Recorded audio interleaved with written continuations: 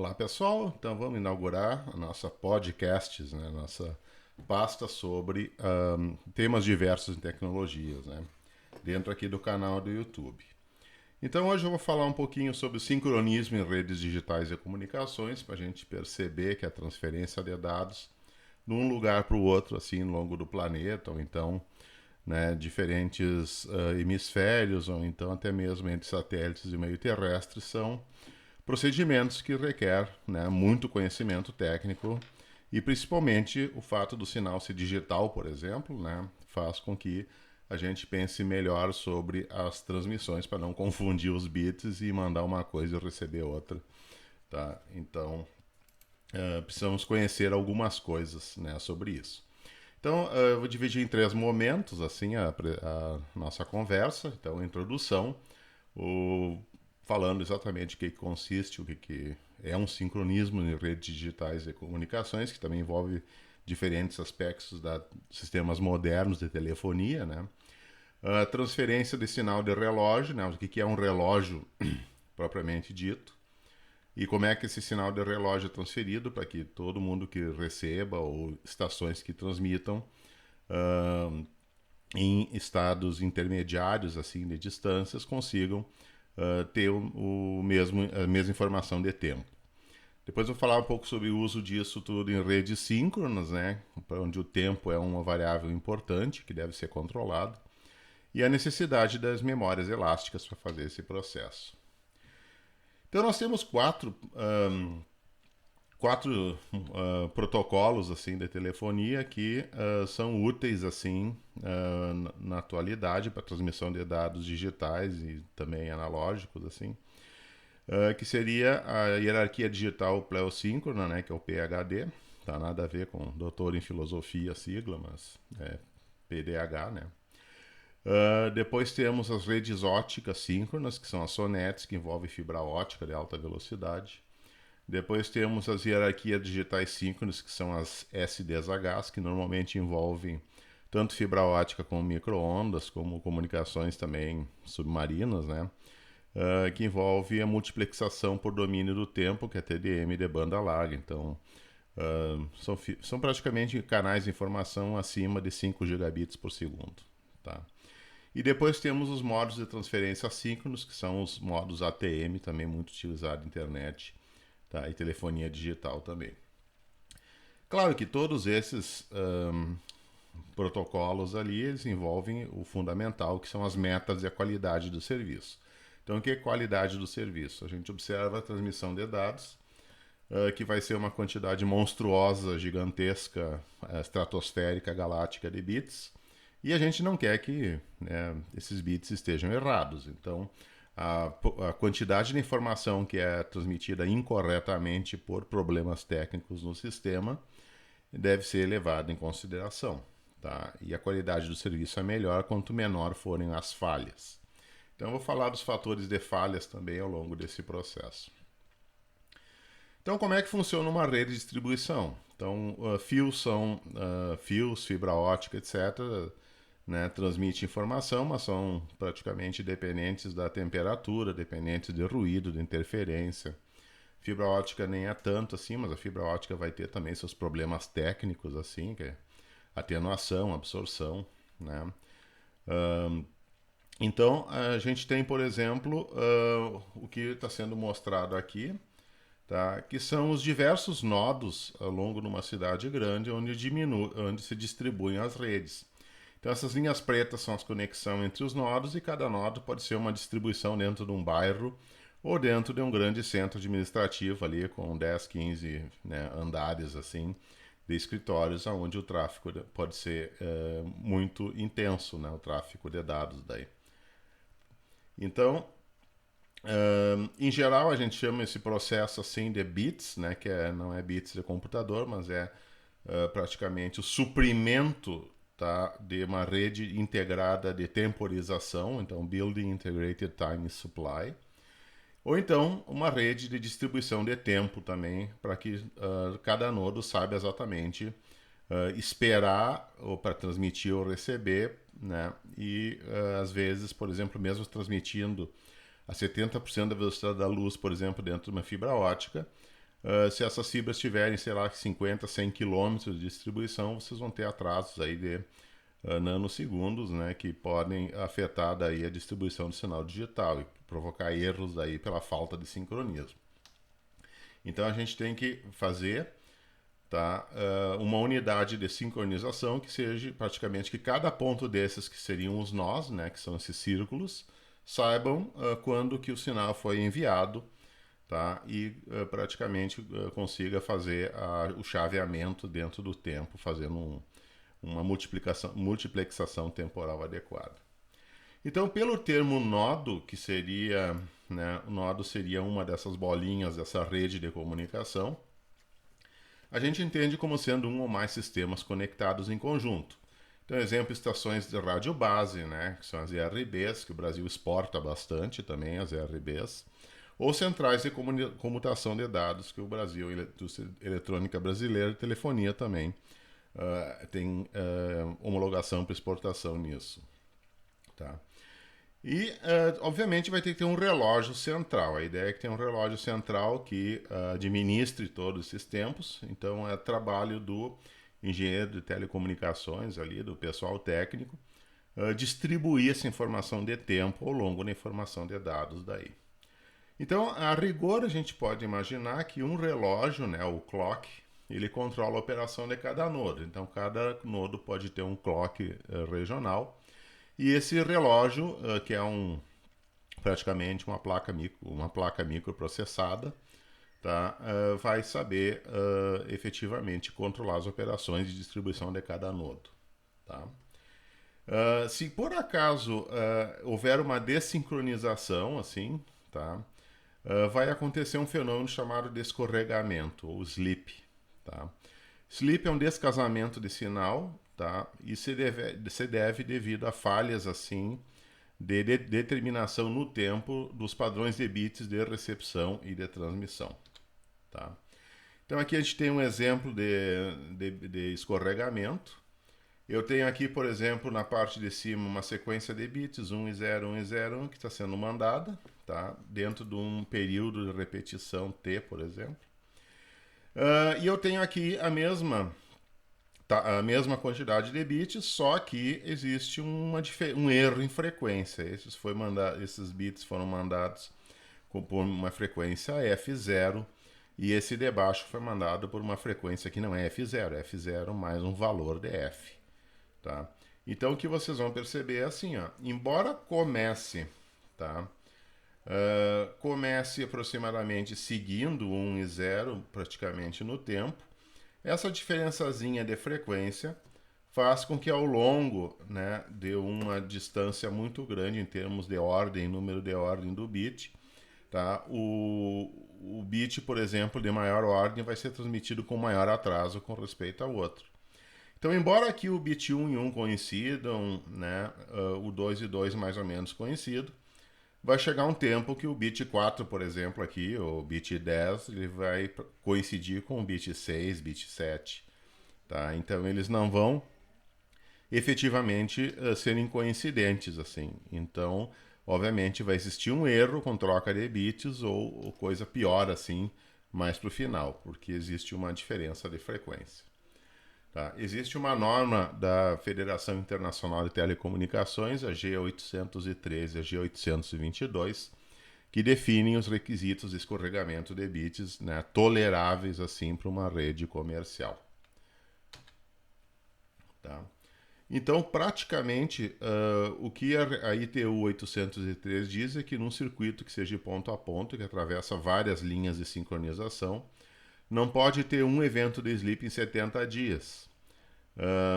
Isso é muito complicado assim de manter essa estabilidade, porque requer um controle de tempo muito preciso, tá? E, por exemplo, a própria questão de dilatação assim do cobre, da fibra ótica. Fibra ótica de sílica e cobre tem um coeficiente de dilatação linear com a temperatura, tá? Que praticamente é um valor próximo um do outro. Então a fibra vai dilatar com a temperatura lá num poste no meio da rua, tanto quanto um fio de cobre trançado de telefone.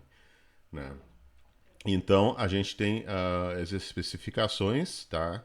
que são aplicáveis se a gente usa uma taxa padrão de 64 kilobits por segundo, e isso foi medido daí por uma empresa que administra a qualidade de telefone nos Estados Unidos, né? Então, por exemplo, um desempenho que é considerado satisfatório para todos os serviços, ele vai ter uma taxa média de sleep menor do que 5 sleeps para 24 horas, e a parcela de tempo, por exemplo, vai ser maior que 98,9% de dados confiáveis. Então significa que em 98,9%, tá, vai fazer, vai ser, por exemplo, vai ser uma fração de tempo onde dá para confiar na rede. E somente ali, né, aproximadamente 1 ou 2% vai ser o tempo da rede que não dá para confiar. Para serviços de voz, a gente tem satisfatório, tá, entre 5 sleeps para 24 horas e 30 sleeps por hora, tá, ou seja, a parcela do tempo menor que 1%. Porque a gente, quando está falando, por exemplo, com a voz humana, o tempo a quantidade de bits que eu preciso para falar 1 minuto, ela é, considerando compressão, considerando a digitalização e a transmissão, ela é praticamente muito menos dados, por exemplo, que para mandar um sinal de vídeo. Tá? Então, mandar sinal de vídeo, eu preciso ali de uns 4, 5 megabits por segundo, né, para transmitir um vídeo HDMI pela rede. Então, um erro, por exemplo, de, sei lá, 1% significa que eu vou receber um quadro a cada 100 que eu vou conseguir enxergar o que está na imagem. Tá? Então, é bem complicado tudo isso.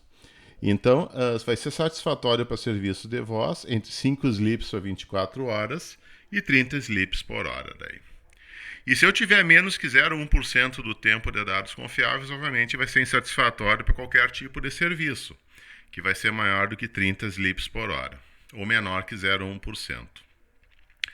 Parte da rede, né, internacional, ela é inaceitável se for 0,6 sleeps por hora, porque internacional envolve distâncias maiores e, consequentemente, a maior fonte de erro, né? E vai ser satisfatório se a cada 1.000 horas, por exemplo, de operação continuada, eu tiver 4 eventos de sleep. Tá? Isso pode ser tudo medido usando equipamento específico.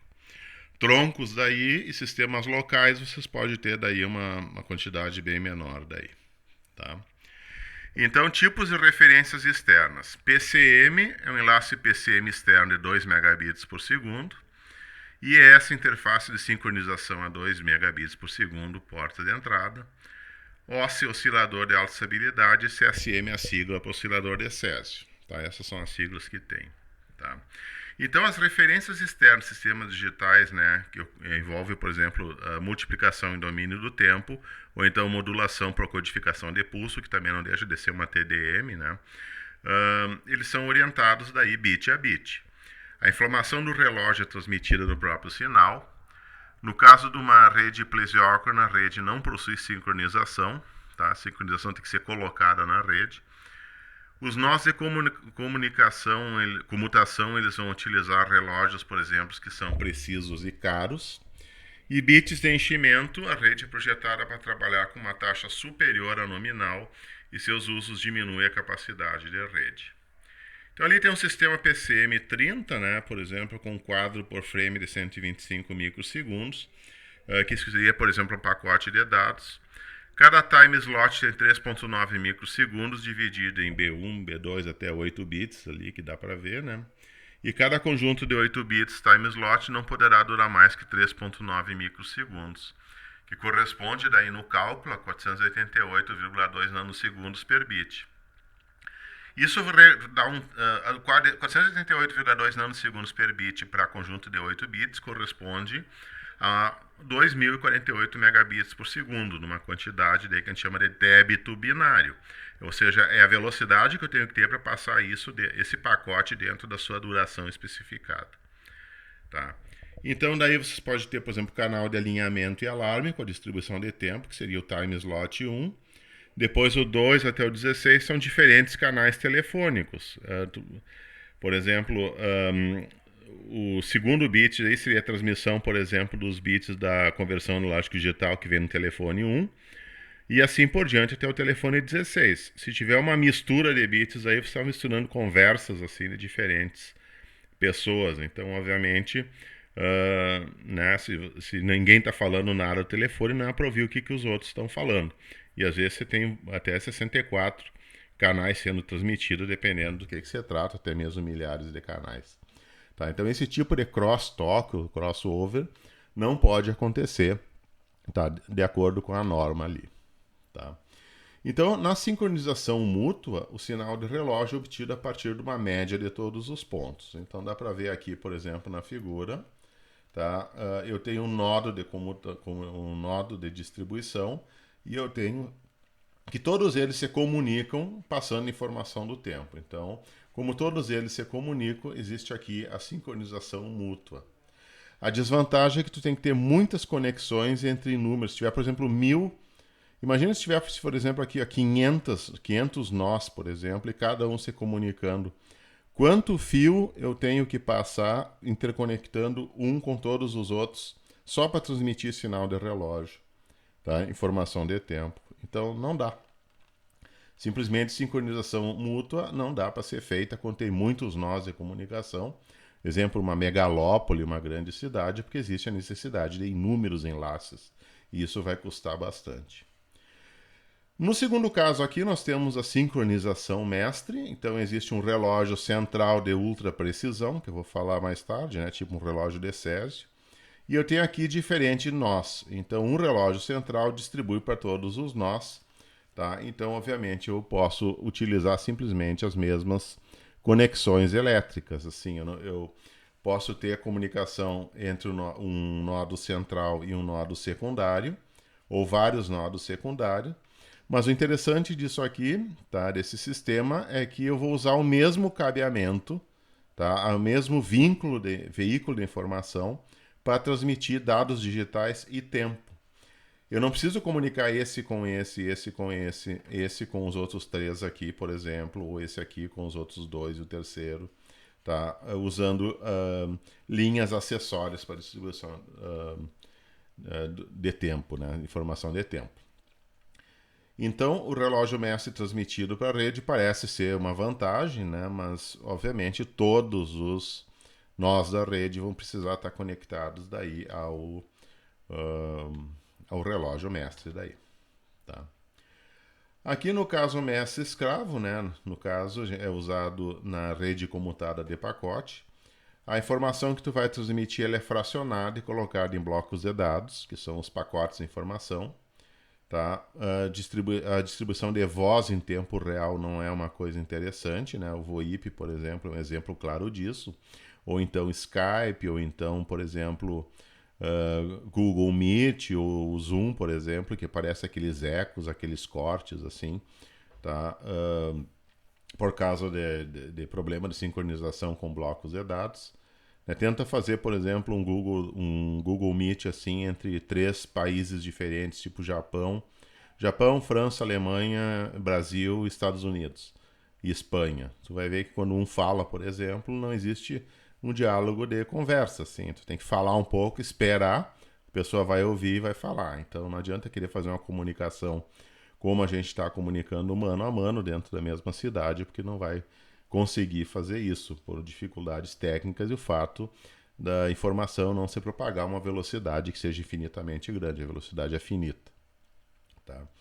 Então, na sincronização mestre-escravo, né, a gente tem para dados é ótimo, porque normalmente tu pede o dado ou envia o dado e espera o dado ser transmitido.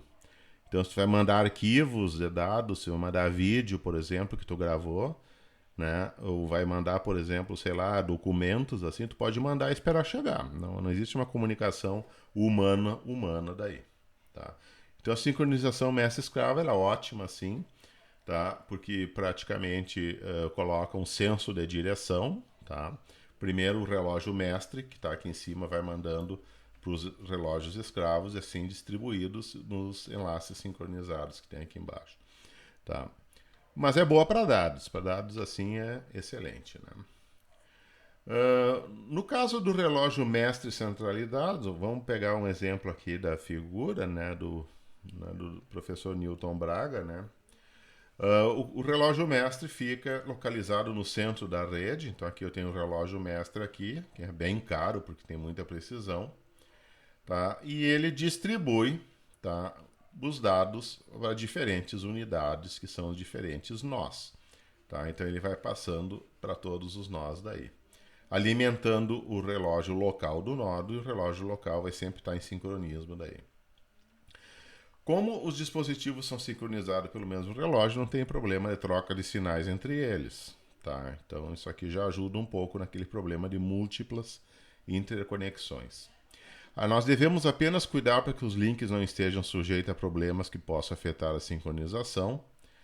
A precisão do sincronismo é melhor que 18 microsegundos, para isso aqui funcionar, ou até menos, até um pouco menos, dependendo do tamanho dessa malha aqui. E as ilhas de sincronização com pseudoclocks distribuídos, tá, faz com que vocês tenham que ter um gasto nas placas de relógio. Tá? Então, em geral, você coloca um relógio, e o relógio é caro. Um relógio mestre, por exemplo, de Césio, custa, sei lá, uns 2 milhões de dólares cada um. Se eu for colocar 2 milhões de dólares em cada nodo aqui, vocês vejam a quantidade de dinheiro que eu vou ter que gastar para que todos eles sejam de Césio, porque a gente paga bastante pela precisão. Agora, colocando relógios assim, por exemplo, quartzo, relógios de quartzo de boa qualidade, aí eles não vão ser tão precisos, mas eles podem ser corrigidos. Então vai ter que ter um esquema que faça essa correção múltipla assim, de cada relógio. Tá? Mas, obviamente, vai ser um relógio GPS e um relógio, por exemplo, de Césio, pode-se colocar relógios GPS daí, onde a distribuição de tempo é feita daí pelos satélites da rede Navistar GPS. Os satélites da rede Navistar GPS, eles têm relógios de Césio de alta precisão dentro daí. E o relógio de Césio, assim, ele não é algo muito pequeno em termos de tamanho, né? De fato, um relógio de Césio ele tem vários metros assim de comprimento, tá? Como dá para mostrar mais ou menos a figura, eu acho que eu vou explicar um pouco como é que ele funciona. Em geral, aqui eu tenho um forno, né, que é um forno de alta temperatura que pega Césio, tá? O Césio é um elemento, né, talvez o Césio e França são os dois metais mais eletronegativos. O Césio ele se encontra na forma líquida e vaporiza com facilidade. Tá? Então a gente faz um feixe de césio atômico, tá? Simplesmente vaporizando uma amostra de césio daí. Esse feixe é acelerado, ionizado e acelerado, né? E existe dois ímãs assim que dividem o feixe de acordo com o spin. O spin pode ser, né, lembrando das aulas do ensino médio, mais um meio menos um meio, né, grosso modo assim. Então, quando o spin é mais um meio, ele vai na direção de um magneto. Né? Ou quando ele é menos um menos, ele vai na direção do outro magneto. Tá? Então é separado os dois spins, daí eles são filtrados e entram aqui, né, dentro de uma cavidade ressonante, que é uma cavidade ressonante de micro-ondas. Daí eles saem, né, praticamente, e daí eles são colimados em cima de detector. Esse detector, por exemplo, realimenta o oscilador para manter a oscilação, tá? E daí parte do sinal é dividido, passa por um divisor de frequência. O sinal aqui de micro-ondas vai ser em torno de 9 GHz, né? Vai ser um valor com várias casas decimais bem fixas, né? Aí tem que dividir isso aqui pelo valor da frequência para obter um sinal de 1 Hz, por exemplo, e chegar num relógio que vai ter, né, obviamente, hora, minuto, segundo, com, sei lá, 9 casas depois da vírgula. Tá? Aqui mostra, por exemplo, o que os átomos estão fazendo, né? Então o forno produz átomos com spin mais um meio e menos um meio, tá? Ou então spin para cima e spin para baixo. Aí um dos ímãs tira fora os spins que são os spins paralelos, que eles não são usados, e produz o feixe dos spins antiparalelos.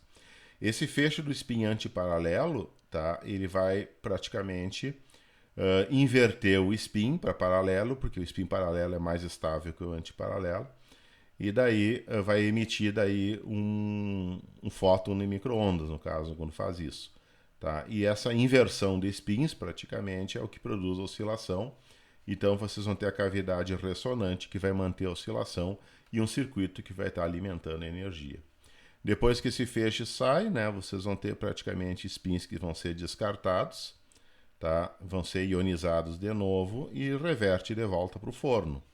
Tá? Então, praticamente, os spins que vão passar pela cavidade que são antiparalelos, eles vão ser descartados daí. Tá?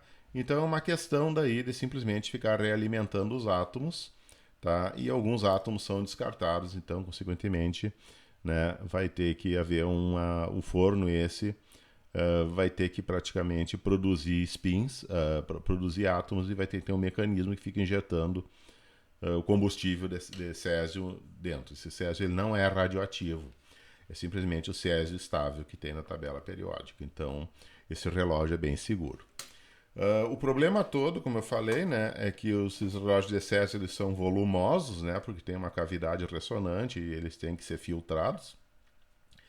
Mas daí o pessoal da Marinha Americana inventou o sistema GPS e eles desenvolveram um relógio de césio do tamanho de 2 caixas de sapato. Tá? Então ninguém diz para ninguém sabe assim exatamente como que eles fazem isso, mas eles praticamente condensam uma máquina que é desse tamanho em aproximadamente, sei lá, uma caixa aí de 50 centímetros por 40 por 30.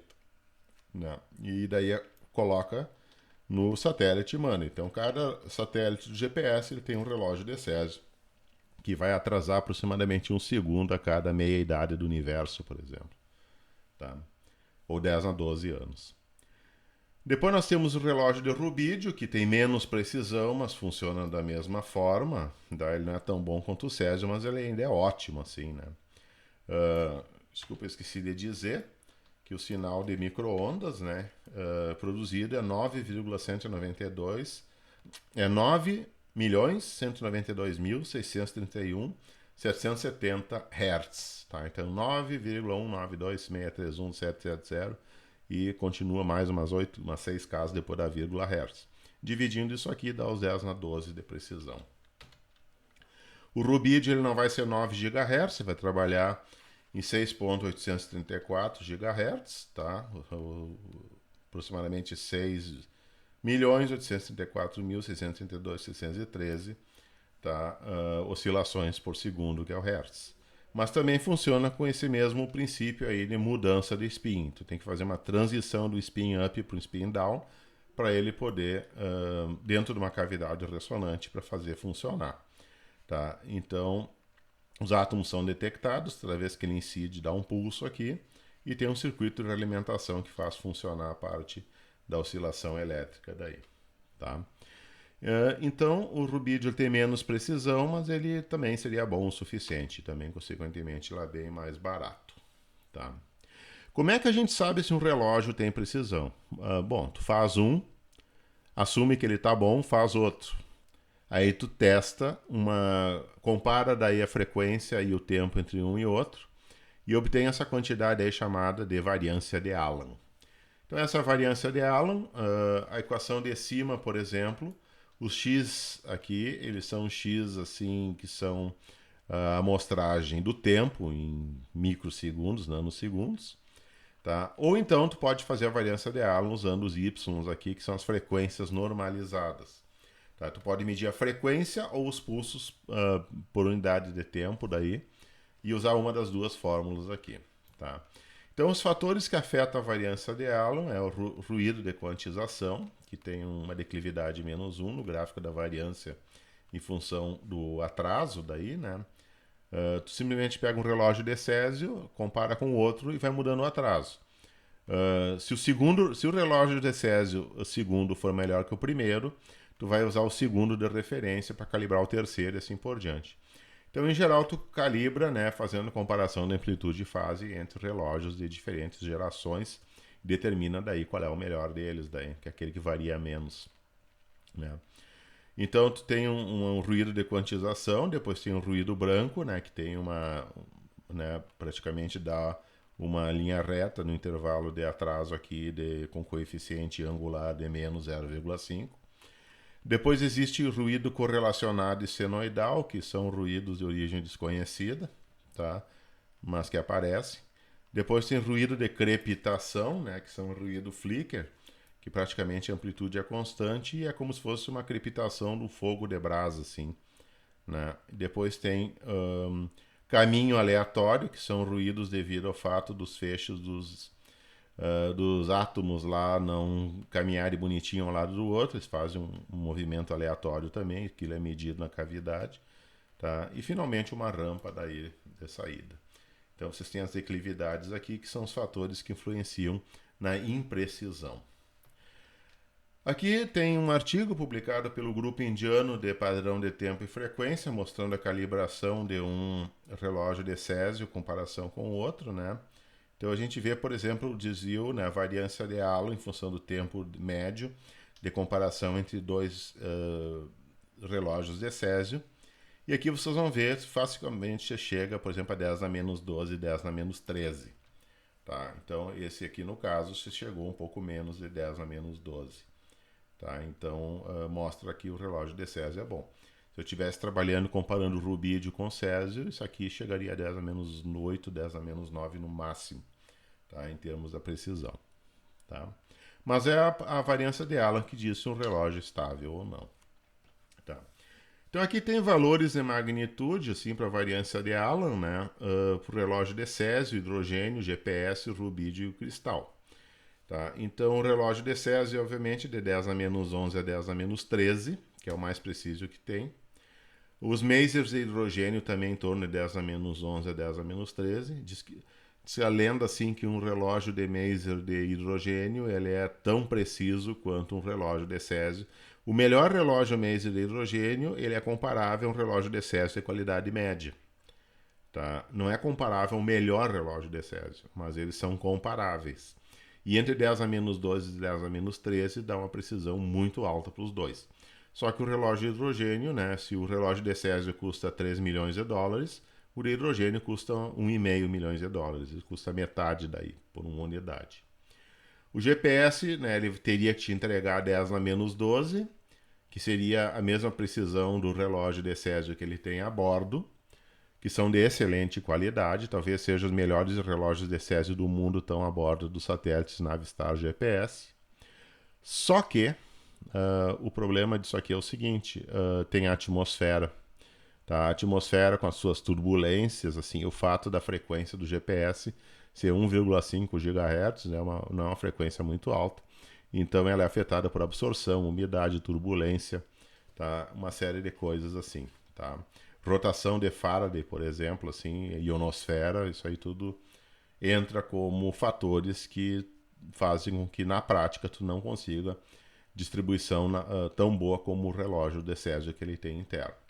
Mas nas melhores condições, né, tem artigos assim que falam que tu consegue 10 a menos 12, fazendo uma análise da variância de Allen do sinal recebido pelo GPS, em comparação com um relógio de calibração também de Césio que fica na superfície da Terra. Daí. Tá? Isso está publicado em vários lugares. O relógio de rubídio, em torno de 10 a menos 9 a 10 a menos 10, então ele é menos preciso. E os cristais de quartzo de excelente qualidade também pode oscilar de 10 a menos 5 a 10 a menos 9. Então eles não são tão precisos, mas um cristal de quartzo é barato. Então aqui para botar uns preços aqui, por exemplo, 3 milhões de dólares, tá? Vamos ver, 3 milhões de dólares para o Césio, 1,5 milhões de dólares para um relógio de hidrogênio, GPS aí dos bons aí vai pagar, sei lá, 100 mil dólares, rubídio vai pagar, tipo assim, 400, 500 mil dólares, tá? Talvez um pouco menos. E os cristais aqui é, sei lá, 10 mil dólares, assim, os melhores a 5 mil dólares aí, tá? Então a gente perde precisão e praticamente perde o preço daí. E perde estabilidade, tá? Então tem sempre um jogo aqui da estabilidade de preço. Então aqui o truque é usar relógios distribuídos, né? Então existe um relógio mestre e existe os relógios secundários. Você pode fazer, por exemplo, sub-redes, cada um com seu mestre, cada um com seus inúmeros secundários. Em vez de ter um relógio simples se comunicando para todos eles daí. Tá? Se tiver uma outra rede que tiver relógios bons e tu não tiver dinheiro para comprar teu próprio relógio, que é bem compreensível, né? Você pode contratar os serviços de uma rede cooperadora no sentido de não obter transferência de dados por aquela rede, mas simplesmente obter as informações de tempo.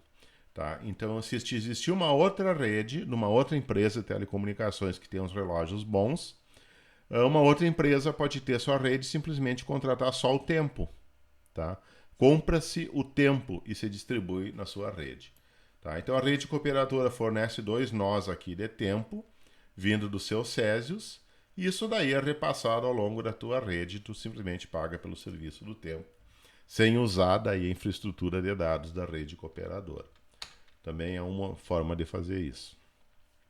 Ou então usar modelos híbridos, né? Modelos híbridos praticamente assim, ó, tu não precisa comprar e distribuir para toda a tua rede, tá? Então tu pega a cooperadora, compra só para nodos específicos. Então às vezes pode ser mais barato comprar informação de tempo e distribuir entre nodos, grupos, né, ilhas de nodos aqui, ilhas de subredes, do que comprar simplesmente e distribuir para toda a tua rede. Tá? Então isso aqui também é uma possibilidade assim, de negociação para a distribuição do relógio a partir de uma rede cooperadora que tem mais infraestrutura. Tá? Métodos de sincronização. Né? Então aqui tem as dificuldades e aplicações. Tá? Eu não preciso ler essa tabela, assim, ela é uma tabela que pode dar uma pausa no vídeo agora e dar uma olhada nela, tá? Mas eu vou pegar só o primeiro aqui, né? Então, por exemplo, método de sincronização com o relógio mestre centralizado. Se acha que ter um relógio mestre centralizado e distribuir, isso é uma tarefa difícil. E quando eu falo tarefa difícil, é uma tarefa muito difícil. Pegar, por exemplo, um relógio que tem uma precisão de 10 a menos 12 e transportar esse 10 a menos 12 assim por uma rede de 50, 100 quilômetros e manter, por exemplo, 10 a menos 10 assim, essa distribuição de tempo ela é um problema de engenharia dificílimo. Tá? E piora com grandes áreas. Mas, em geral, o SONET e SDH tá, precisam desse tipo de coisa. Tá? E aí pode ler o resto aqui, né, o resto da tabela interpretada aí, tá, sem problemas. Então, só para repetir, né, a ideia, né, a geração de sinais de clock e relógio, ela é feita por relógios, né, obviamente, né. Um relógio ideal gera sinais isócronos, que ou seja, são sinais cuja frequência é constante e estável, né, com valor médio estável. A precisão do relógio ela é expressa em partes por milhão, tá? Então o erro é dado em termos de ppm, daí, né? Depois o afastamento da frequência real da frequência nominal é que vai caracterizar isso, usando aqueles setups lá, como está no artigo lá do grupo indiano lá de distribuição de tempo e frequência para avaliação daí de relógio. Tá? E existem 4 hierarquias de precisão que a gente pode colocar, que são chamadas de níveis Straton. Tá? Então, se eu tiver, por exemplo, um relógio central, depois um secundário, depois um terciário, depois um quaternário, como o relógio principal vai controlar todos sem ter maior precisão, então vai ser o mais caro, os secundários daí vão controlar um certo número de nós e unidades de distribuição de dados terciárias, e essas distribuições de dados terciárias vão praticamente controlar distribuições locais, tá? Dentro de um bairro, por exemplo, daí obviamente a distribuição pode ser menor daí, tá? Então aqui tem, por exemplo, um exemplo, né? Aqui tem um relógio isócrono, tá? Que seria o relógio isócrono, o césio praticamente, o master, né? E o relógio real que vai ter um drift, ele vai ter uma variação. Tá? A frequência nominal, obviamente, né, vai ser o inverso do período dos pulsos assim que ele vai produzir. A precisão é o desvio da frequência sobre a frequência do relógio mestre. E aqui tem os stratons. Então, por exemplo, se eu tiver o césio, que é o mestre, o primeiro escravo vai ter que ter 10 a menos 5 partes por milhão. Por exemplo, o mestre tem que ser 10 a menos 5 partes por milhão, que daí dá o 10 a menos 12 aqui. O segundo extrato, por exemplo, que seria os relógios secundários. eles vão ter em torno de 10 a menos 2, os terciários teria 4,6 partes por milhão, e os relógios quaternários aí deveriam ter 32 e aí até, né, sei lá, 32 até 60 partes por milhão já seriam aceitáveis. Então o extrato 1 seria o relógio mestre, que é Césio ou rubídio, né, de preferência Césio. Então aqui temos um exemplo, né? A gente tem que lembrar, né, que eu tenho, por exemplo, o relógio primário de referência, depois os relógios de sincronização, tá? SSU seriam as unidades de distribuição que alimentam mais relógios. Então essas bolinhas são tudo relógio, depois pode ter uma cadeia de relógios entre um SSU e o outro, tá? Em geral, por exemplo, quando tem uma unidade de fornecimento de sincronismo, quando alimenta um anel, o anel não pode ser fechado, porque daí o relógio não pode circular aqui, porque vai demorar um atraso para circular, e esse atraso pode contaminar o sinal incidente. Então ele tem que ser distribuído e para, ele não volta para o início e não se circula essa informação do relógio, tá? Então não. Por quê? Porque simplesmente se eu tiver um sinal que está no tempo ali, tá? Ele simplesmente, se ele voltar a realimentar, ele já vai chegar com um atraso. Aí é como se tu estivesse gerando. O sinal anterior vai gerar uma interferência em cima do sinal de sincronismo novo. Tá? Então vai produzir praticamente erros daí. Tá? Então nas redes SDH, né, a gente vai usar um octeto chamado de byte de status, né, de mensagem de status, que normalmente vão informar o estado da rede do estado da fonte de sincronismo, tá? Para que daí cada unidade de fornecimento de sincronização SSU consiga alimentar os seus SECs, que são os equipamentos de relógios síncronos periféricos daí. Tá? Então aqui tem mais ou menos um mapa assim, com esse tipo de topologia mestre-escravo, que é aquele que tecnicamente tem o menor custo. Tá? Segundo a Bell Northern Research, Estados Unidos, diz que se tu tiver efeitos em intervalos de tempo de 5 horas, eles praticamente, acima de 5 horas, eles são considerados desprezíveis. Tá? E a especificação, né, da Agência Internacional de Telecomunicações diz que o relógio mestre tem que ter uma estabilidade relativa de 4 vezes 10 na menos 10 daí. Tá? Agora vamos falar um pouco de estabilidade, né? O que são os fatores que causam instabilidade? Então, tecnicamente, tudo é estável até que não tenha um fator que tenha instabilidade. Então, o primeiro, no caso, seria um offset de frequência. O que é o offset de frequência? Com o passar do tempo, existe uma variação linear na frequência, tá? Que é como se fosse simplesmente ao longo de uma reta aqui. Então, o erro aumenta com o tempo, tá? Porque a frequência começa a aumentar por algum fator técnico aí que tem que ser especificado pela engenharia. Ou então pode ter um erro que é devido ao ruído do relógio, que são aqueles ruídos flicker, que são aqueles ruídos lá 1 sobre F lá que eu falei, né? Falei atrás ali algumas, quando eu falei dos erros da variância de Allen daí, tá? Daí eu tenho, por exemplo, um Wonder Daytime. O Wonder Daytime seria assim, ó, seria uma espécie de deslocamento que varia lentamente com o tempo. Então o que a gente pode dizer é assim, ó, esse tipo de efeito, né, de fase, ele é chamado de jitter, tá? Quando ele dura menos, né, dura mais que 10 segundos. Quando ele durar menos que 10 segundos, ele vira um Daytime Wonder. Tá? E eu tenho também uma espécie aqui de variação, né, ao longo da estação do ano, que seria, por exemplo, um exemplo de Stational Wonder é assim, ó. A gente sabe que no verão no Brasil é muito mais, né, na região sul do Brasil, é muito mais úmido do que o inverno. Tá? Então, desculpa, o inverno é muito mais úmido que o verão. Então a gente espera, por exemplo, que o erro na distribuição do GPS seja melhor no verão do que no inverno, porque ele vai ter menos água na atmosfera para absorver e gerar turbulências. Então, em geral, esse Stational Wonder aqui vai depender da orientação solar e com a ação daí da atmosfera e das estações do ano, e vai depender muito da latitude, né, geográfica onde a gente está e condições climatológicas locais daí. Tá? Então, voltando à definição dos termos, né? Jitter é uma variação de fase do sinal digital com frequência maior que 10 Hz. Em geral, né, por exemplo, se eu tiver uma memória de correção, que seria uma memória elástica, né, a memória elástica, nós vamos ver mais tarde o que é. Se eu tiver, por exemplo, um erro de leitura e escrita nessa memória, né, introduz um jitter. Às vezes, por exemplo, as características dos filtros PLL e FLL, que são os Phase Lock Loops e os Frequency Lock Loops. Variações de temperatura, né, que influenciam os geradores do relógio, então tudo tem que ser controlado, temperatura melhor que você pode.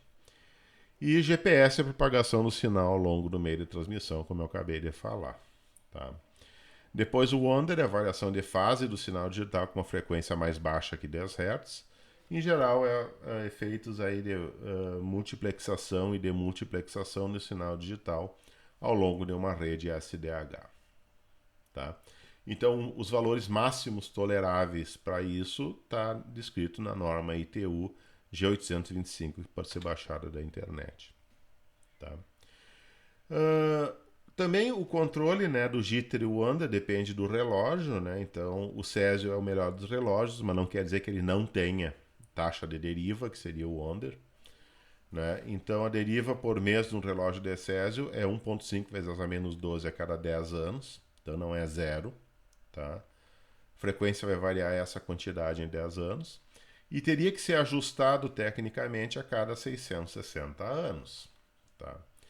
No caso do padrão de rubídio, ele vai ter uma taxa de deriva praticamente que vai ser maior. E o ajuste dele tem que ser feito de 5 em 5 meses. Então, o que significa? Se você estiver com um relógio de rubídio distribuindo, por exemplo, esse relógio de rubídio vai ter que ser calibrado de 5 em 5 meses. Tá? Então, faz parte do trabalho de engenharia de telecomunicações, tá? E os técnicos calibrar esse relógio de tempos em tempos. Principalmente quando vocês estão, por exemplo, vocês têm uma rede que é sincronizada por um rubídio e querem praticamente fazer uma comunicação com um que seja de césio. Tá? Então, daí, obviamente, vai ter uma grande diferença de tempo e daí tu vai perceber mais os erros do teu relógio quando tentar passar, por exemplo, de uma rede para outra. Tá? Uma rede de mais barata para uma rede mais cara. Cristais de alta qualidade, né, vai ter uma deriva pior que do rubídio, obviamente, mas tem que ser calibrados aí a cada 2 dias. Cristal de média qualidade a cada 5 horas e cristal de baixa qualidade a cada 28 minutos teria que fazer calibração. Então, tecnicamente, vocês vejam o seguinte, ó, que, por exemplo, usar cristais, por mais que seja de qualidade mais alta, ainda vai ter que ter um trabalho de ajuste automático daí dessas frequências. Tá? E existem várias técnicas aí para fazer isso. Para fazer a transferência de relógio, como é que a gente faz a correção? A gente usa as memórias elásticas, é a única, talvez seja a única forma assim de fazer isso meio que automaticamente, né? Então vem, por exemplo, um sinal do relógio central, aí tem um circuito de extração de relógio, tá? Que leva daí num acumulador, né?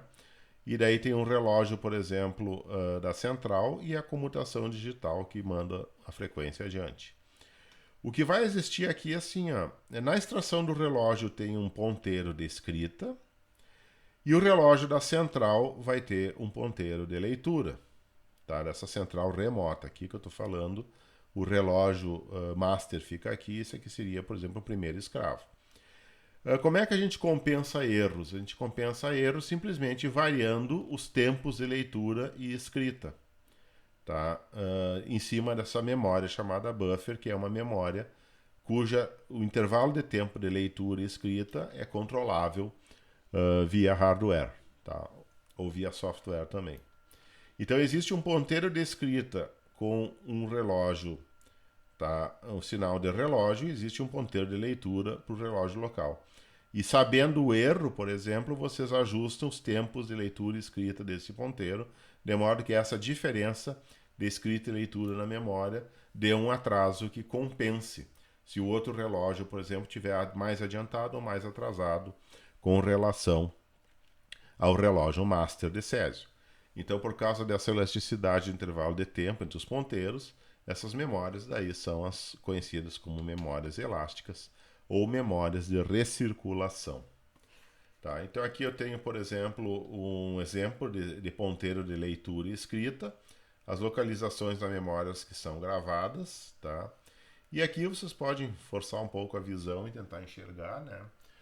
Entra um sinal, por exemplo, padrão digital aqui de em torno de 2 kHz, tá? E daí tem uns laços assim que faz a leitura e escrita nas elásticas e a multiplexação para a saída.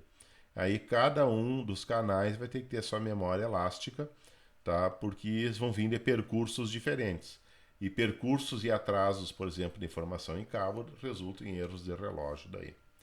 Tá? Então isso é um problema bem complicadinho de engenharia daí. Tá? Então voltando um pouco nas hierarquias, né, da transferência de sincronismo, as memórias elásticas são necessárias nas redes Presióclines para promover a transferência dos relógios, tá? E as redes síncronas, elas são garantidas em média, elas são garantidas instantaneamente, tá? Então, no caso das síncronas, pode esperar mais erros daí, tá? Então aqui vocês têm, por exemplo, uma central internacional que transfere para uma regional ou para várias regionais que se intercomunicam. Tá? Manda para 3 regionais, as 3 regionais se comunicam. Depois vocês têm umas redes distritais que também se comunicam com as regionais entre outros distritos. Depois tem uma central tandem e uma central, né, que seria uma central com distribuição mais ampla, e que cada tandem alimenta centrais locais. Tá? Então, tecnicamente, pode existir comunicação de centrais tandem e 2 centrais tandem para uma mesma local, mas isso aqui é meio raro de acontecer. Em geral, diversas locais são ligadas a uma única tandem daí, nesse esquema de hierarquia. Tá? Obviamente, a rede de sincronismo hierárquica, tá, da apresentação anterior, ela é composta por relógios de meio físico. Então, só voltando aqui, cada ponto desses aqui vocês vão ter relógios e uma interconexão física daí, tá? E que pode sofrer todo tipo de ação, assim, no sentido de não funcionar, de não transferir o relógio. Quando a gente, por exemplo, tem uma central local que não está conectada e sincronizada com um relógio de hierarquia superior, a gente diz que esse relógio que está isolado está em free running. Simplesmente está rodando com a sua velocidade e os erros daí estão se acumulando com o tempo. Tá? Então, na configuração, nós temos uma conexão de par telefônico simples, né? Isso aqui também é feito pela agência americana que eu mencionei antes, que testou para 50 km de distribuição. Né? Então, em geral, por exemplo, uma conexão simples de par telefônico, os erros são devido de transmissão de relógio, devido a corte de cabo ou falhas dos circuitos repetidores dos relógios, tá? Que são os amplificadores e tudo mais que estão ali entre uma distância e outra. O tempo médio de duração de uma falha vai de 2 às 8 horas, né? Então pode-se ver que nos Estados Unidos também se falha sincronismo por um bom tempo. E o tempo médio entre falhas é 10 meses. Aqui no Brasil é bem menos que isso. Tá? Se tiverem rotas alternativas, tá? Melhora, porque se eu tiver várias rotas alternativas, por meio do meu próprio serviço ou de um serviço terceirizado, tá? O tempo médio entre as falhas pode ser menor, porque se uma rota não funcionar, ok, vai ter sempre 2 ou 3 rotas alternativas que vão produzir a sincronização dos relógios secundários e terciários com respeito aos principais, aos de hierarquia mais alta. Tá? Aqui praticamente é um resumo assim, do que é o jitter, né? Vocês podem simplesmente ler.